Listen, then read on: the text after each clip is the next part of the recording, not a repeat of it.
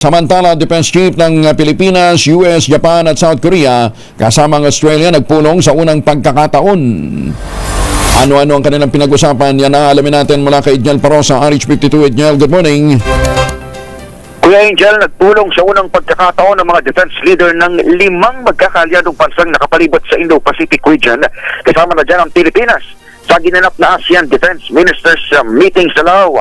Naglabas ng isang pahayag sina Defense Secretary Gilbert Chodoro ng Pilipinas, Australian Minister for Defense Industry Pat Conroy, Japanese Minister of Defense Nakatani Jen, Republic of Korea Minister of National Defense Kim Yong-yun at US Secretary of Defense Lloyd Austin. Nanawagan ng mga ito ng bukas at malayang Indo-Pacific region kung saan inirerespeto dapat kumano ang international law at soberanya. Sa kanilang joint statement, iginiit din ng 5 defense chiefs ang kahalagahan ng pagkakaisa ng ASEAN region pagdating sa usapin ng pansiguridad sa rehiyon. Ginawa na Chodoro at 4 na counterpart ng pahayag sa gitna pa rin ng patuloy na tensyon sa West Philippine Sea at kahit Pilipinas lamang sa 5 ang bahagi ng Southeast Asia. Ito si Edniel Parosa, nag-uulat para sa DZOH.